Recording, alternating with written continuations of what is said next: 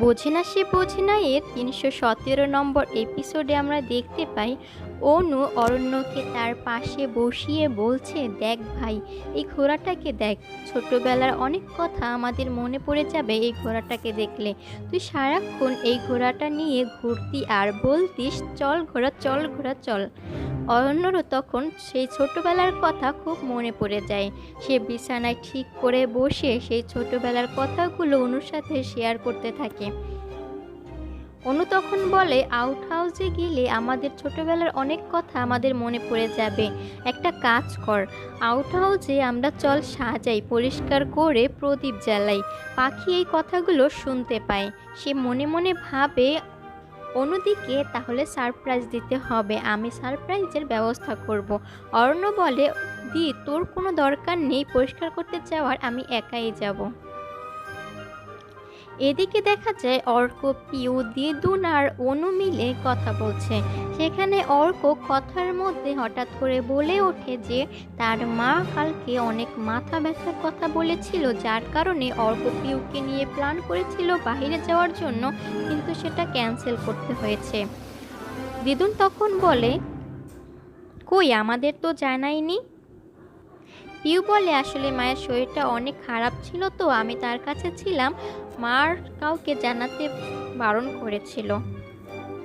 দিদুন তখন ভাবে, আসলে কি সত্যি পরমজিতের মাথা ব্যথা হয়েছিল নাকি ওদের যাওয়ার প্ল্যান ক্যান্সেল করার জন্য। দিদুন তখন বলে অর্ককে, যাতে করে তারা আজকে আবার যাওয়ার প্ল্যান করে, আর পরমজিৎকে আটকানোর ব্যবস্থা সে করবে। সে তারপর ডাক্তারকে ফোন দেয়। এদিকে পাখি অরণ্যর কাছে আবার ডায়েরি নিয়ে গিয়ে হিসাবের খাতা খুলে বলে, নিন, কয় টাকা পরিশোধ হলো, এবার আবার হিসেব করুন। তখন অরণ্য কি জিজ্ঞাসা করলে পাখি সেই কয়েন দুটি এনে অরণ্যর কাছে দিয়ে বলে, এই নিন, আপনার 20,000 টাকা এবার শোধ হয়ে গেল। অরণ্য তখন বলে, মানে কি? পাখি বলে, হ্যাঁ, আপনি আমার কাছে 20,000 টাকা পেতেন না, এতে 20,000 টাকা পুরোপুরি হয়ে যাবে। অরণ্য তখন বলে, আমি তোমাকে ক্যাশ টাকা দিয়েছিলাম, অতএব তোমাকেও ক্যাশ টাকাই দিতে হবে, এই কয়েন টয়েন আমার কাছে চলবে না। এই বলে পাখিকে সে কয়েন দুইটি ফেরত দেয়। এদিকে পাখি দুইটি নিয়ে মহা মুশকিলে পড়ে যায়। সে এই মাতারা আঁকা কয়েন দুটি বিক্রি করতেও পারবে না, তাহলে সে কিভাবে এগুলো শোধ করবে। এদিকে পাখি অন্যর ওপর রাগ করে তার ছবির ফ্রেম নিয়ে সে লাট সাহেব বলে বাজে কথা বলতে যাবে, এরই মধ্যে ছবির দিকে তাকিয়ে তার অনেক মায়া হয়। সে ছবির দিকে তাকিয়ে হাসতে থাকে আর ছবির দিকে খুব ভালোভাবে মনোযোগ দিয়ে তাকিয়ে থাকে। এদিকে আবার দেখা যায় সবাই নিচে বসে কথা বলছে, সেখানে মামিও উপস্থিত ছিল। দিদুন তখন বলে, কি বৌমা, তোমার নাকি অনেক মাথা ব্যথা করেছিল, কই আমাদের তো জানাওনি। তখন পরমজিৎ বলে, হ্যাঁ, আমার মাথা ব্যথা তো এখন ঠিক হয়ে গেছে। সে চা খেতে খেতে দিদুনকে চা নিয়ে সাজিয়ে আর বলে, শাশুড়ি, চাটা খেয়ে দেখেন, অনেক মজা। তখন দিদুন বলে, তোমার এত মাথা ব্যথা করেছিল, তোমাদের তো আমার খেয়াল রাখতে হবে না। তখন পরমজিৎ বলে, আসলে খাওয়া দাওয়া ঠিক মতো করা হচ্ছে না, তাই জন্য তো আমার এরকম মাথা ব্যথা হচ্ছিল। তখন পাখি উঠে বলে, এসব কি বলছেন মামি, আপনি তো সারাদিনই খেতেই থাকেন। তখন মামি আবার বলে, কি তুমি আমাকে এইভাবে ইনসাল্ট করলে, এই বলে মামি খুব রেগে যায়। আর অনু পাখিকে বলে, পাখি তুমি না, কেন এসব কথা বলছো বলো, মামির তো শরীরটা দেখতে হবে তাই না। এদিকে দিদুন বলে, হ্যাঁ, আমাদের এত আদরের বৌমা, তার শরীরের খেয়াল তো আমাদের রাখতেই হবে না। তখনই এক ডাক্তার এসে উপস্থিত হয়। উপস্থিত হলে মামি ভয় পেয়ে যায় আর বলে, ডাক্তার? ডাক্তার কেন? তখন দিদুন বলে, হ্যাঁ বৌমা, তোমার শরীরের খেয়াল রাখতে হবে না, দিন দিন শরীরটা কত খারাপ হচ্ছে, ডাক্তারকে ভালোভাবে দেখতে দাও, দেখতে দাও। তারপর ডাক্তার তাকে চেক আপ করে, তার প্রেশার মাপে, আর মামি তো ভয়ে একটু একটু করে দিদুনের দিকে এগিয়ে বসতে থাকে। ডাক্তার এরপর আস্তে আস্তে একটা ইঞ্জেকশন বের করে বলে, এই যে এমন একটা ইঞ্জেকশন, এটা দিলে মাথা ব্যথা তো এক্ষুনি চলে যাবে। আর এদিকে পরমজিৎ বারবার বলতে থাকে, না না, আমি এখন সুস্থ, আমার কোনো মাথা ব্যথা নেই, আমি ঠিক হয়ে গেছি। এদিকে ডাক্তার ইঞ্জেকশনটা বের করে যেই মামির গায়ে পুশ করতে যাবে, তখনই সে ভয় পেয়ে মনে মনে ভাবে আমাকে তো এখন পালাতেই হবে, আমার তো কোনো মাথা ব্যথা ছিলই না, আর এত বড় ইঞ্জেকশন আর আমি, ওরে বাবা। এই বলে সে ভয়ে সেখান থেকে এক দৌড়ে পালায়। সবাই তার দিকে তাকিয়ে থাকে। সে দৌড়ে তার রুমে গিয়ে ভিতর থেকে দরজা লাগিয়ে দেয়। আর দিদুন বারবার ডাকতে থাকে, বৌমা এসো এসো, ইঞ্জেকশনটা নিয়ে নাও, তোমার অনেক ভালো হবে, তোমার শরীরটা তো ঠিক করতে হবে না। এদিকে তার দৌড়ে পালিয়ে যাওয়া দেখে দিদুন মাথায় হাত দিয়ে বসে থাকে, আর সবাই সেদিকে অবাক দৃষ্টিতে তাকিয়ে থাকে। এদিকে পরমজিৎ তার রুমে গিয়ে চোখ বড় বড় করে ভাবতে থাকে, ওরে বাবা, এই ইঞ্জেকশন আমার শরীরে পুশ করবে, আমি তো আজকে কামরা থেকে বেরই হব না। এই যে আমি দরজা লাগালাম, আজকে সারাদিন এই কামরার মধ্যেই থাকবো, আজকে আর বের হওয়া যাবে না। ওই ইঞ্জেকশন আর ডাক্তারের কাছে আমি তো কিছুতেই যাব না। এদিকে অর্ক এই সুযোগটা হাতে পেয়ে তাকে আরেকটু অপ্রস্তুত করার জন্য তার রুমের সামনে এসে দাঁড়িয়ে বলে, মা মা তুমি কি করছো, তুমি আসো, ডাক্তার তোমার জন্য বসে আছে, তোমাকে ইঞ্জেকশন দিবে, তুমি তাড়াতাড়ি করে চলে আসো।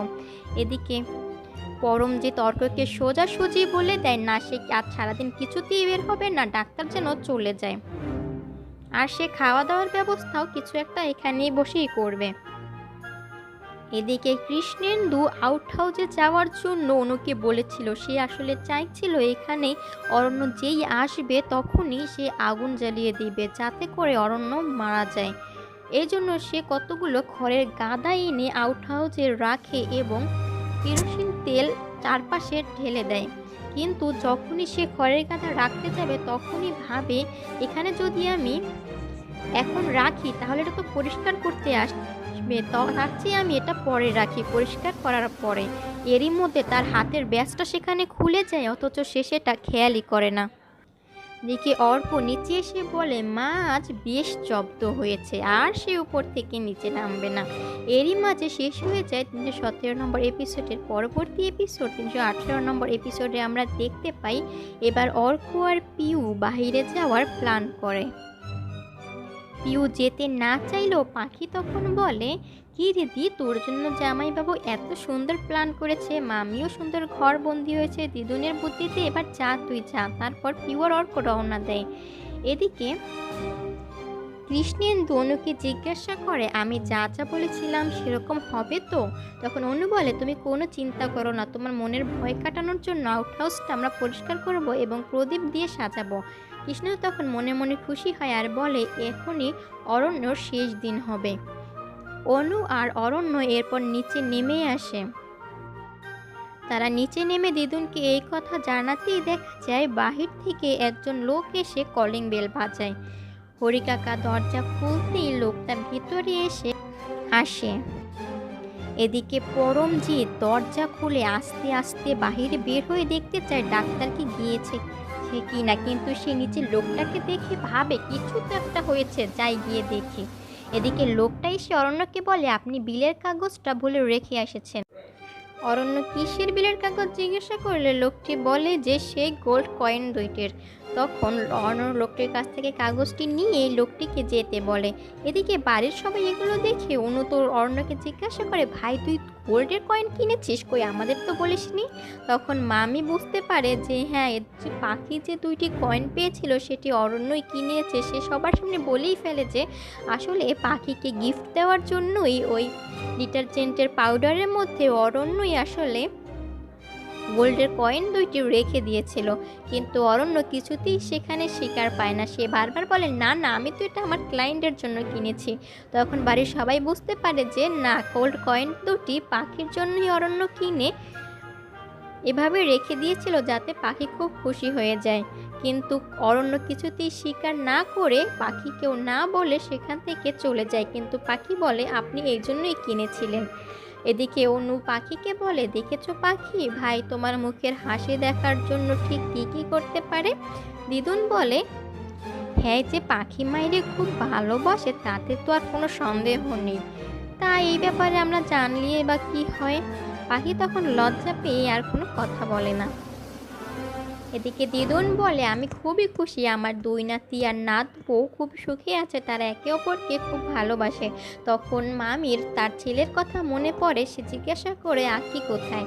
তখন দিদুন বলে, ওরা ঘুরতে গিয়েছে, লং ড্রাইভে গিয়েছে, সন্ধ্যার আগে আগে ফিরে আসবে, তোমার কোনো টেনশন করতে হবে না, তুমি তোমার কাজে যাও। এদিকে পরমজিৎ তো রাগে তখন মনে মনে ভাবতে থাকে, আমাকে ঘরে বন্দি রেখে তোমরা এই প্ল্যান করেছো, তোমরা ঘুরতে গিয়েছো না, দাঁড়াও দেখাচ্ছি মজা। তখন সে পিউয়ের ঘরে যায়, পিউয়ের ঘরে গিয়ে ভাবে সে কি করবে, কি করে পিউকে এবার জব্দ করা যায়। সে তখন পিউয়ের পাউডারের রূপটা নিয়ে সেখানে কতগুলো কালি নিয়ে মেখে দেয়, যাতে পিউ এসে সেটা গালে মাখতে নিলে পিউয়ের গালে কালিগুলো মেখে যায়। এরপর ভাবে সে কি করবে এবার। তখন সে পিউয়ের লিপস্টিকটা নিয়ে ঘষে লিপস্টিকটা ভেঙে ফেলে, তারপর আবার লিপস্টিকটা জায়গা মতো রাখে আর বলে, এবার এসে বুঝবে মজা, যে সুন্দর মুখ দিয়ে আমার ছেলেটাকে জব্দ করেছো সেই সুন্দর মুখটা এবার কালো হয়ে যাবে। এদিকে আউট হাউস পরিষ্কার করার জন্য অনু আসতে চাইলে অরণ্য তাকে নিষেধ করে একাই এসে দেখে আউট হাউসটা অলরেডি পরিষ্কার করা, সেটা দেখে চলে যায় সেখান থেকে। এদিকে বাড়ির সবাই রেডি হয়ে যায় পুজোয় অনুষ্ঠান করবে বলে, বাজি ফুটাবে বলে। অর্ক আর পিও এরই মধ্যে ফিরে আসলে পিউকে সবাই রেডি হয়ে আসতে বলে, ওরা অনেকগুলো বাজি কিনে নিয়ে আসে। আর পিউয়ের শাশুড়ি বলে সে যেন খুব সেজে গুজে উপর থেকে আসে। এদিকে কৃষ্ণেন্দু সবার আড়ালে আউট হাউসে গিয়ে আগুন লাগানোর জন্য নানা ব্যবস্থা করতে থাকে। সে চারপাশে আগুন লাগানোর জন্য কতগুলো বাজি চারপাশে ছড়িয়ে ছিটিয়ে রেখে তার উপরে তেল ঢেলে দেয়, যাতে করে সে দূর থেকে আগুন জ্বালাতে পারে। সে একটি ম্যাচের কাঠি জ্বালিয়ে বলতে থাকে, আজকেই তোমার শেষ দিন অরণ্য সিংহ রয়। এরই মাঝে শেষ হয়ে যায় 318 নম্বর এপিসোডের। পরবর্তী এপিসোড 319 নম্বর এপিসোডে আমরা দেখতে পাই কৃষ্ণেন্দু সে আউট হাউসে বসে প্রচণ্ড রকম হাসতে থাকে। হঠাৎ করে তার খেয়াল আসে তার হাতের ব্যাজটি তো তার হাতে নেই। সে এদিক ওদিক খুঁজতে থাকে, কিন্তু ব্যাজটি নিচেই পড়া ছিল। কৃষ্ণেন্দু কিছুতেই না পেয়ে ভাবে, কোথায় পড়লো, এখানে পড়লো না তো, আবার বাহিরে পড়েছে বোধহয়। এদিকে পাখি সেই আউট হাউসে প্রদীপ জ্বালাবে বলে বাহিরে বসে প্রদীপগুলো এক এক করে তেল ঢেলে রেডি করছে। আর তার প্রদীপ সাজানোর সময় সেই পুরনো অরণ্যর সাথে কাটানোর সময়গুলো মনে পড়তে থাকে। সে অন্যমনস্ক হয়ে পড়ে। সে অরণ্যর সেই চুড়ি কেনা, হার কেনা, তাকে গিফট করা, কয়েন দুটো গিফট করা, এগুলো সে ভাবতে থাকে আর মনে মনে খুশি হতে থাকে। এরপর সে এক এক করে প্রদীপগুলো জ্বালাতে থাকে। এদিকে পিউ তার রুমে গিয়ে মেকআপ করার জন্য রেডি হতে থাকে। সে মেকআপ বক্স থেকে যে পাউডার তার গালে মাখতে যাবে, অমনি পাউডার মেখে সে আয়নার দিকে তাকিয়ে দেখে তার গালে অনেকগুলো কালি লেপ্টে আছে। সে খেয়াল করে দেখে পাউডারের সে পফের ভিতরেই আসলে কতগুলো কালি মাখানো। দেখে সে আ করে দৌড়ে চিৎকার দিতে থাকে। এদিকে অর্ক শব্দ পেয়ে ভিতরে ঢোকার পরেই পিউ তাড়াতাড়ি তার কাছ থেকে আড়াল হওয়ার জন্য অন্যদিকে ফিরে মুখে কাপড় দিয়ে দাঁড়িয়ে থাকে। অর্ক তাকে বারবার জিজ্ঞাসা করে, কি হয়েছে। পিউ তখন বলে, কিছু না, আসলে আমি একটু ভয় পেয়ে গিয়েছি। অর্ক, ভয় পেয়েছো? কিভাবে ভয় পেয়েছো জিজ্ঞাসা করলে পিউ কিছুতেই সত্যিটা বলে না। অর্ক তখন তাকে সুন্দরভাবে ধরে তার দিকে ফিরিয়ে জিজ্ঞাসা করে। তখন সে দেখে যে পিউয়ের গালে অনেকগুলো কালি লিপ্টে আছে। অর্ক তখন জিজ্ঞাসা করে, এগুলো কিভাবে হলো? পিউ তখন বলে, আসলে তাড়াতাড়ি করতে গিয়ে কালি পাউডার সব মিলেমিশে একত্র করে সব এলোমেলো হয়ে গেছে। এরপর পিউ বাথরুমে গিয়ে পরিষ্কার হতে নিলে অর্ক দেখে তার লিপস্টিকটাও ভাঙা। অর্ক তখন পিউকে জিজ্ঞাসা করে, পিউ তোমার লিপস্টিকটা এভাবে ভাঙলো কিভাবে? পিউ তখন সবটা আড়াল করার জন্য অর্ককে বলে, আসলে আমার হাত থেকে পড়ে লিপস্টিকটা ভেঙে গিয়েছে। অর্ক তখন কিছুই বুঝতে পারে না, ভাবলো এসব কি পিউ সত্যিই বলছে আদৌ? এদিকে পাখি প্রদীপগুলো এক এক করে জ্বালাচ্ছে অন্যমনস্ক হয়ে, আর এদিকে তার শাড়ির আঁচলটা প্রদীপের খুব কাছাকাছি এসে বারবার নড়াচড়া করছে, যেন আরেকটু হলেই আগুন ধরে উঠবে। এদিকে অরণ্য দূর থেকে এসে সেটা খেয়াল করে এসে পাখির তাড়াতাড়ি আঁচলটা সরিয়ে নেয়। পাখি তখন তাড়াতাড়ি উঠে দাঁড়ায়। অরণ্য তখন বলে, কি করছিলে তুমি? পাখি বলে, কি করছিলাম আমি? তখন অরণ্য বলে, এই তো তোমার আগুন এখনই আঁচলে লেগে যেত। তখন পাখি বলে, আসলে আমি একদম খেয়াল করিনি। তখন অরণ্য বলে, তুমি তো কখনোই কিছু খেয়াল করো না, সারাক্ষণই অন্যমনস্ক হয়ে থাকো, কেন এমন করো? তোমার কিছু হয়ে গেলে তখন আমার কি হবে তুমি বুঝতে পারো? তখন পাখি জিজ্ঞাসা করে, কি হবে? অরণ্য তখন আরও রেগে যেয়ে বলে, তুমি কি কিছুই বুঝতে পারো না? সব কিছু এত ছেলে মানুষই ভাবে, কিভাবে তুমি নাও? এদিকে পাখি কান ধরে তার কাছে বারবার ক্ষমা চায় আর বলে, আমার আর এরকম ভুল কখনোই হবে না। এই আমি কান ধরছি। আচ্ছা বলুন তো, আমি কি করলে আপনার রাগ থাকবে না বলুন তো? আমি যাই করি তাই আপনি রেগে যান। অরণ্য তখন বলে, তুমি সব কিছু নিয়ে এত ছেলে মানুষই কেন করো পাখি? তখন পাখি বলে, আমি আর এরকম করব না, আমি আপনার কথা মতো সব ভালোভাবে চলবো। তখন অরণ্য বলে, যখন তোমার আরও কোনো বিপদ হবে তখন তোমাকে কে বাঁচাবে পাখি? তুমি বোঝার চেষ্টা করো, সবসময় তো আর আমি থাকবো না। পাখি তখন বলে, আপনি আমার জন্য এত সুন্দর গোল্ডের কয়েন কিনে দিবেন আমি কল্পনাও করতে পারিনি। আমি জানি বাড়ির সবাই ঠিকই ভেবেছে যে এটা আপনিই কিনেছেন। আর এতদিনে আমার এটুকু বোঝা হয়ে গেছে যে আমি যখনই বিপদে পড়ব না কেন আপনি এসে আমাকে ঠিক বাঁচিয়ে নেবেন। তখন অরণ্য তার উপর আরও রেগে গিয়ে বলেন, না, এরপর আর যা বিপদ হবে তখন তুমি আমাকে পাশে পাবে না। আমি তোমাকে আর কখনোই বাঁচাতে আসবো না, চাইলেও আর আসতে পারবো না।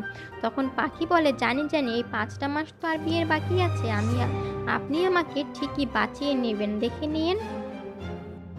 এদিকে বাজি পোড়ানোর জন্য বাড়ির সবাই রেডি হয়ে বের হতে যাবে। দিদুন বলে, আমি একটু গুরুজির আশ্রমে যাব, সেখানে পুজো রাখা আছে। অনু সেখানে যেতে চাইলে দিদুন বলে, না, তোর আর এত রাতে যাওয়ার কোনো দরকার নেই, তুই বাড়িতেই থাক, আমিই যাচ্ছি। তারপর সবাই জিজ্ঞাসা করে, পাখি আর অরণ্য কোথায়? তখন অনু বলে, পাখি তো দেখলাম বাইরে প্রদীপ জ্বালাচ্ছে, আর ভাই যে কোথায় আছে কি জানি, হয়তো এসে পড়বে। এরপর পরমজিৎ আবার আজে বাজে কথা বললে দিদুন বলে, তোমার না শরীরটা অনেক খারাপ, তুমি যদি এরকম বক বক করো তোমার শরীরটা আবার খারাপ হবে, আবার ডাক্তার এসে কিন্তু তোমাকে চেক আপ করে ইঞ্জেকশন দেবে। তখন সে ভয় পেয়ে গিয়ে বলে, আচ্ছা ঠিক আছে, ডাক্তার আনার কোনো দরকার নেই। পরমজিৎ বলে, আমি এবার চুপ করে থাকবো। এই বলে সে মুখে আঙ্গুল দিয়ে একদম চুপ হয়ে থাকে। এরপর সবাই বাজি ফোটানোর জন্য বাহিরে বের হয়। এর পরের সিনে দেখা যায় বাহিরে সবাই খুবই আনন্দ করে বাজি পোড়ানোর অনুষ্ঠান করছে। সবার হাতে বাজে, সবাই এক এক করে বাজি পোড়াচ্ছে। এক অসম্ভব সুন্দর একটি দৃশ্য সেখানে দেখানো হয়। সব দিকে আলো আর আলোর ঝলকানি দেখা যায়। এদিকে পাখিও এরকম বাজি পোড়াচ্ছে আর অরণ্য দূরে দাঁড়িয়ে তাকে খুব মায়া ভরে দেখছে। তার দিকে একটানা তাকিয়েই আছে এবং মুখে তার খুব হাসি, খুশি খুশি ভাব দেখা যায়। পাখিও খুব আনন্দিত, বাসার সবাই খুব আনন্দে বাজি পোড়াতে শুরু করে। এদিকে কৃষ্ণেন্দু ভাবছে যে একটু পরেই অরণ্যর শেষ দিন হবে, সে আগুনে জ্বলে পুড়ে শেষ হবে। আর আগামীকালকে একটা বড় করে নিউজের হেডলাইনে থাকবে, অরণ্য সিংহ রায়ের পুজোর রাতে বাজি পোড়ানোর সময় অগ্নিকাণ্ডে মৃত্যু ঘটেছে। এই বলে কৃষ্ণেন্দু মনে মনে খুব খুশি হতে থাকে। এই পর্যায়ে কৃষ্ণেন্দু অনুকে গিয়ে বলে, এখন যেন অনু অরণ্যকে গিয়ে বলে আউট হাউসে যাওয়ার জন্য। তাই অনুও সেই কথা মোতাবেক অরণ্যকে গিয়ে বললে অরণ্য যাওয়ার জন্য রাজি হলে অনু আর অরণ্য সেখানে যাওয়ার জন্য রওনা দেয়। এদিকে কৃষ্ণেন্দু খেয়াল করে যে অনুও সেখানে যেতে নিবে, তাই কৃষ্ণেন্দু অনুকে বলে তার চোখে কিছু একটা ময়লা গিয়েছে। এই বলে সে অনুর যাওয়া আটকিয়ে দেয়। এদিকে অরণ্য সেদিকে যাওয়ার জন্য রওনা দেয়। অনু আবার আউট হাউসে যেতে নিবে, এর মধ্যে অনুর আরেকটা ফোন কল আসে। অনু তখনও যেতে পারে না। এরই মধ্যে কৃষ্ণেন্দু আউট হাউসের সামনে বসে কাউন্ট করতে থাকে, 9, 7, 6, এভাবে সে যেই 1 কাউন্ট করে এরই মধ্যে সেখানে আগুন জ্বলে ওঠে। সবাই ভয়ে সেদিকে তাকায়। এদিকে অনু বলে, ভাইয়ের তো ওই আউট হাউসে যাওয়ার কথা ছিল, ভাইয়ের তো আউট হাউসে থাকার কথা। এই বলে অনু জোরে চিৎকার দেয়, আর কৃষ্ণেন্দু আড়ালে দাঁড়িয়ে হাসতে থাকে। তো ভিডিওটি ভালো লাগলে ভিডিওতে একটি লাইক দিয়ে পরবর্তী আপডেট সবার আগে পেতে চ্যানেলটি অবশ্যই সাবস্ক্রাইব করে রাখুন। আর যারা ইতিমধ্যে চ্যানেলটি সাবস্ক্রাইব করে রেখেছেন সকলকে অসংখ্য ধন্যবাদ।